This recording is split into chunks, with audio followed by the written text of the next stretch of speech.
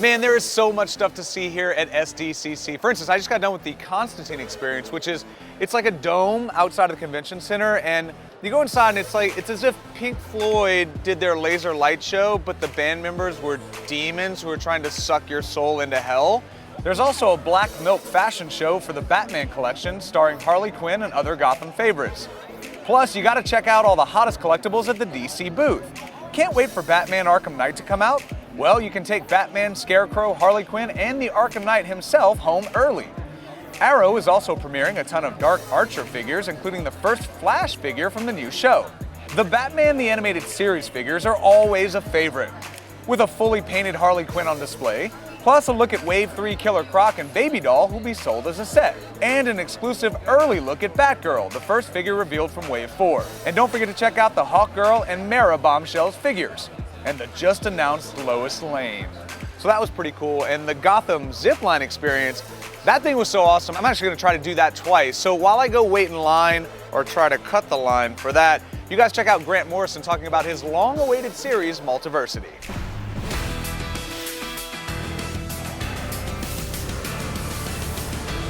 So tell me a bit about Multiversity. It's an 8-issue series that really defines the 52 dimensions of the DC universe.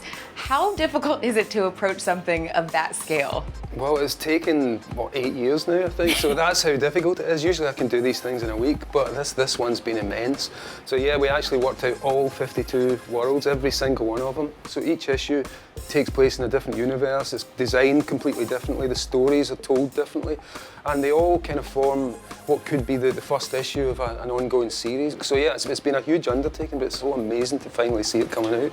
So when you're working on the 52 different versions, is there a favorite? I know it's probably hard to pick one and say, that one, but is there one for you? Yeah, honestly, there's a bunch of characters who only appear briefly called the Justice Riders. And this thing was based in an old DC Elseworlds about, cowboy versions of the DC characters. So I thought, let's push that a little bit further.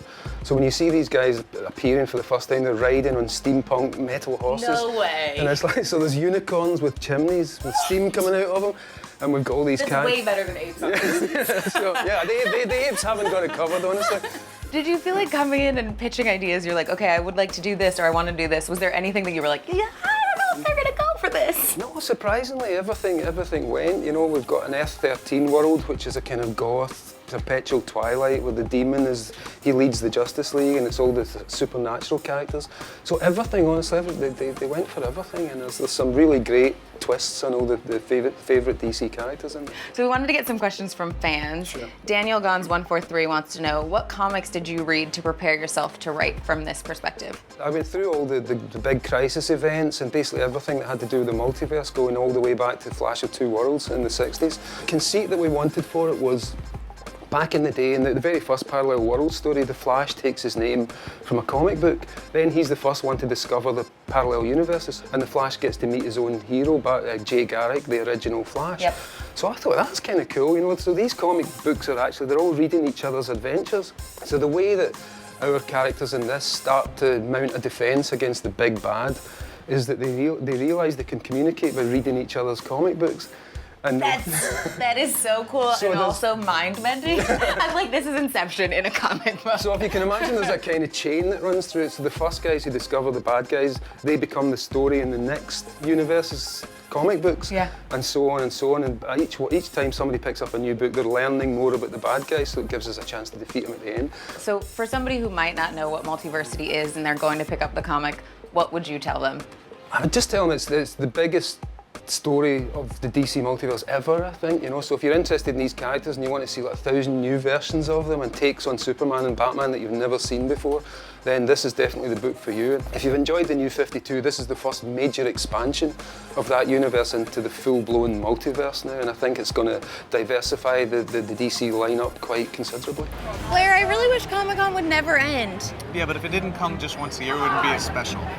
I guess you're right. And guys, don't worry about it. We actually have tons more exclusives from this convention all week long on DC All Access. Just subscribe right there. You can see all that. Yeah, that's pretty cool too.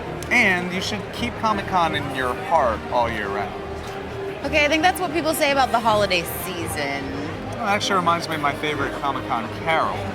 Oh, Comic-Con, Oh, Comic-Con. Look at that sweaty Lobo over there. You're not dangerous, you're not a bounty hunter. You're just an electrician from the Midwest.